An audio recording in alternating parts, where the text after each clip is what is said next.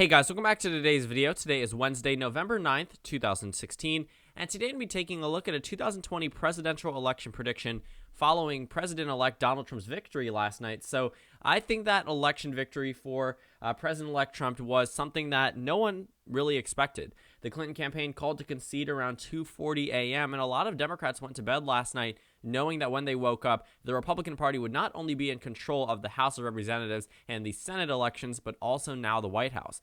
President Obama declared a statement this morning talking about the newly elected president. Clinton also conceded this morning officially through a statement sent out to the American media. So all in all, major takeaways from last night. The Trump campaign ran a very strong campaign in the final 2 weeks of the campaign season. They knew that they were up in Florida and North Carolina. The Clinton campaign, however, spent tens of millions of dollars in these states, not only throughout the early months of the campaign season, but right up until the election, all to no avail. Florida was called around 12 a.m. for President-elect Trump, and honestly, looking ahead to 2020, it does look pretty grim for the Democrats.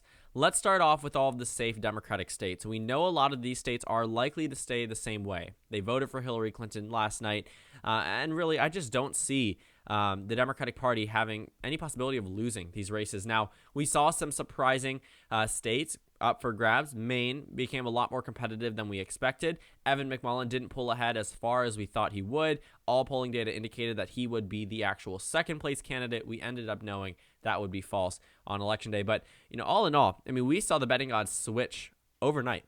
And, Donald Trump now, President-elect Trump, is going to go on to be the 45th president of the United States. We started seeing riots start formulating today. Protests around the country against this newly elected president. And honestly, it's going to be very difficult for them to enter into the next 4 years. Because the Republican Party now controls the House of Representatives, they only lost 6 seats last night at a net. They only lost 2 seats in the Senate. The Senate has now been reduced to 52-48.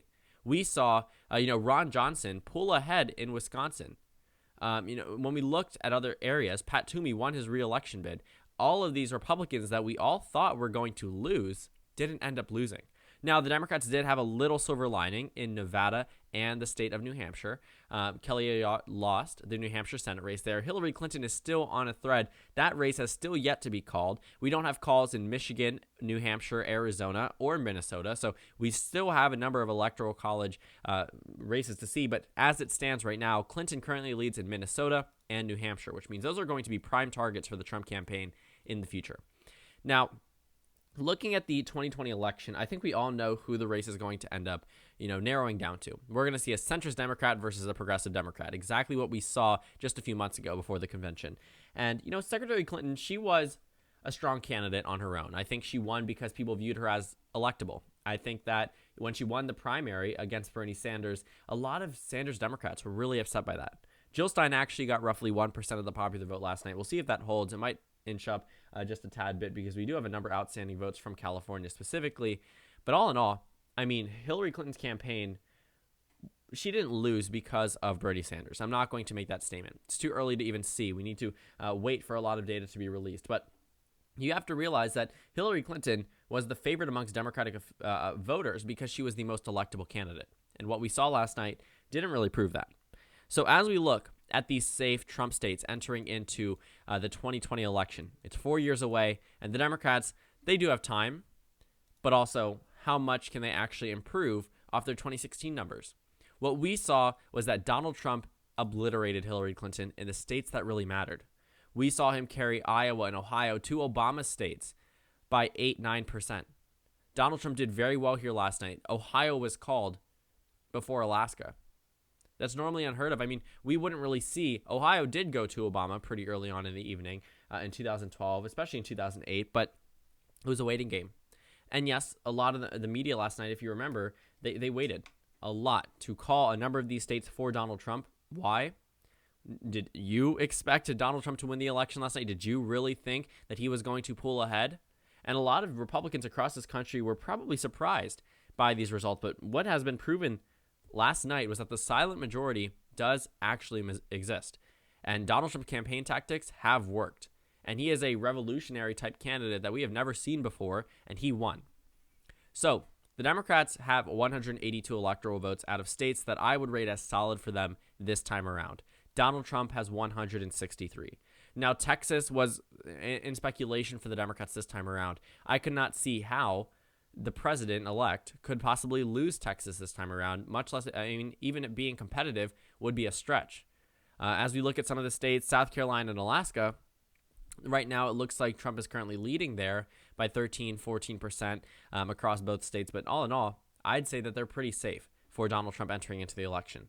None of these other states, I think, will be competitive for the 2020 election, or at least the only way that could happen is if something really bad happens for President-elect Trump. And we have 4 years to go. He has a lot of things that he could do under a Republican House and a Republican Senate. So it's going to be very difficult for us to see how this could be a major issue. And also, the issue of the Supreme Court is also going to be handled by the newly elected president. The Republican Senate has blocked Merrick Garland from possibly being on the Supreme Court, and it looks like President-elect Trump is going to nominate someone to fill Justice Scalia's vacancy.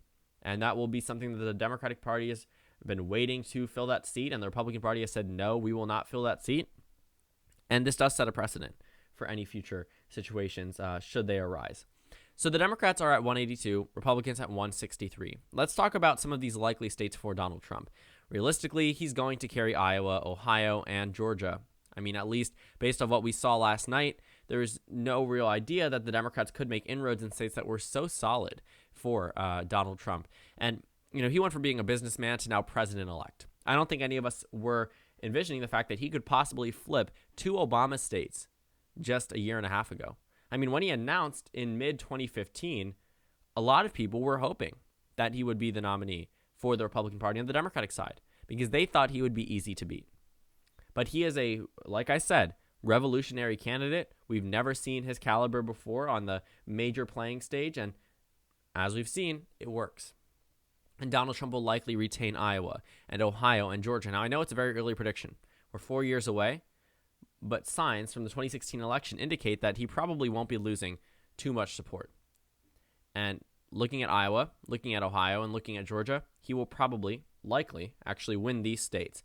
Now, for the Democrats, I mean, it's very difficult to draw from some of these maps. I'd say that their only likely state at this point is New Mexico.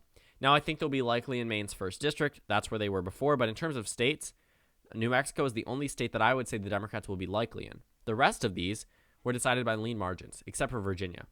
And we do have to see if Tim Kaine actually made that big of an impact. And I really think that the Clinton campaign might actually be regretting choosing Tim Kaine. Now, they chose Tim Kaine because they wanted to lock down Virginia and they wanted to appeal to white voters. They knew that they had minority voters locked down. But yes, they had them locked down. But at the same time, turnout decreased. The turnout numbers that we're seeing today is that turnout has decreased amongst minority voters, especially in the areas where it matters. Looking at Wisconsin, Michigan, and Pennsylvania, I think the Clinton campaign was really shocked looking at those states. The DNC was held in Pennsylvania just a few months ago when she received her bump. And honestly, I think this Comey letter really hurt her in these battleground states because she was riding high nationwide and in these battleground states up until the election, up until the final stretch when, as we saw, Donald Trump started campaigning in Michigan. Just last week, he mentioned at a rally, my campaign advisors are telling me to stay presidential because it's working for me. And he was right. And what we saw in Michigan just 3 days ago, actually, was the Clinton campaign rolled out A-list Democrats. And right now, Clinton is underwater in Michigan. She was leading throughout most of the evening last night, and a lot of people were thinking maybe Wisconsin and Pennsylvania would go. Fox News called Wisconsin just 12 hours ago. And if we're looking at Michigan, that was a state that the Democrats led, and then inching up, Donald Trump was able to take the lead in Michigan. But we will see. There's a number of outstanding ballots. I know Jill Stein has speculated the possibility of a recount. She hasn't announced anything officially yet, but people are considering to push for a recount if the margin is less than 0.5%, which is an automatic recount in certain states. Other states, you would have to pay for a recount. But looking at the numbers, right now, the generic Democrat, which probably will be Joe Biden or Bernie Sanders, 188, Donald Trump at 203. Now, for the lean Trump states, I'd honestly say Arizona. I'd say North Carolina and Florida. The reason why these states would be considered lean straight off the bat is because he did very well in these states last night. He flipped Florida. North Carolina went to Obama in 2008, but Trump is leading in North Carolina by a pretty substantial margin.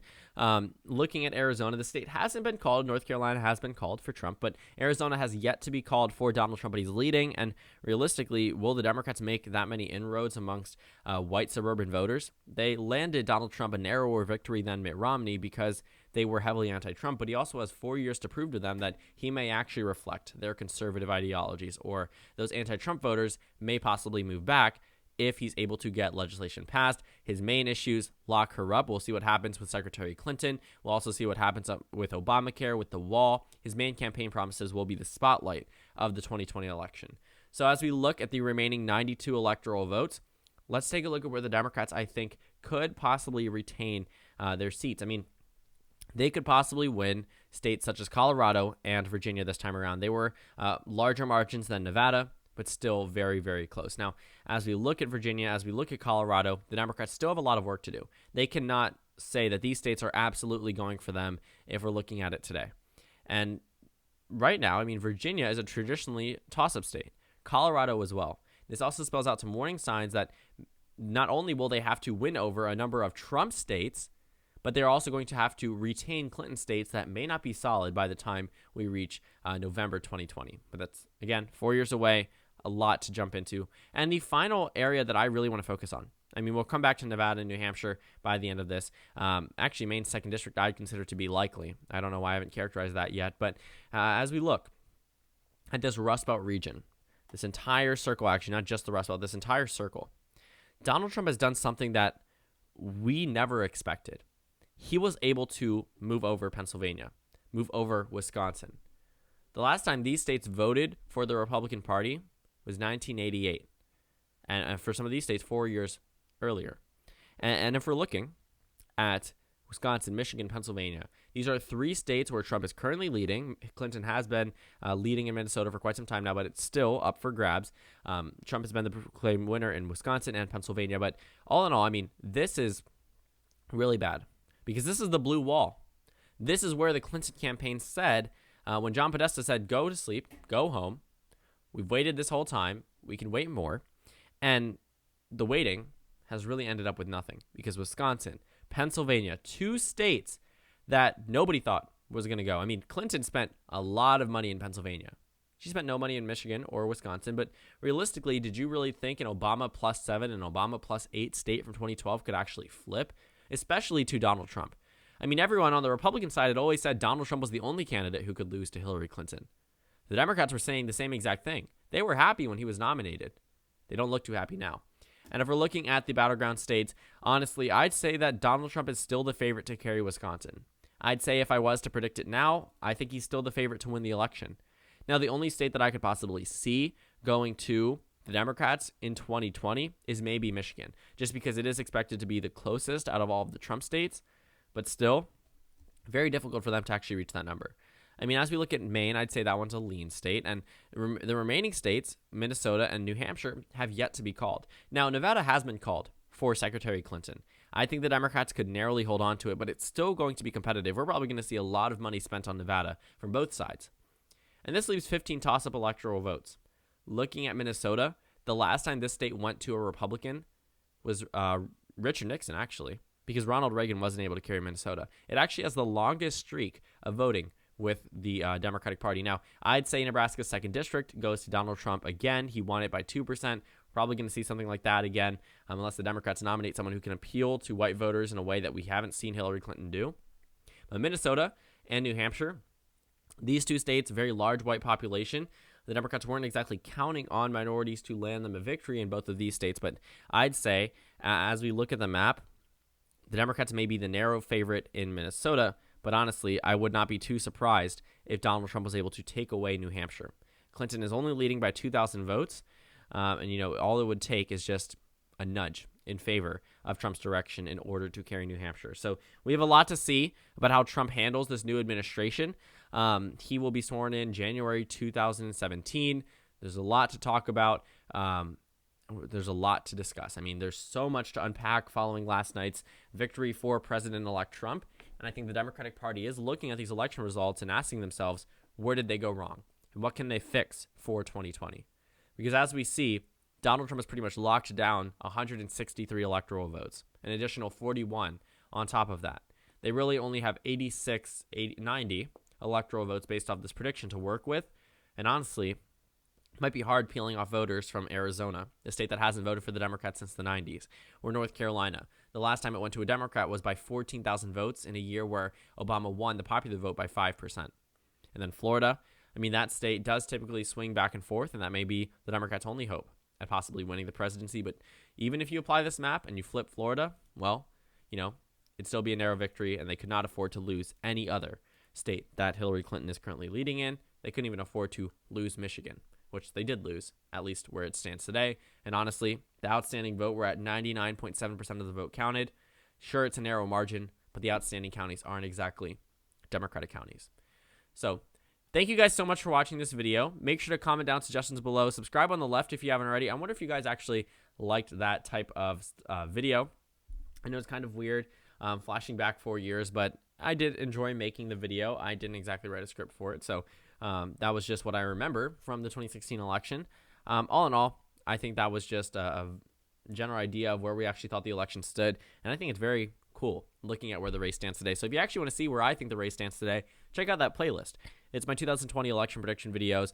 And again, I don't want to take up too much more of your time. Thank you guys for watching, and I will see you all later today.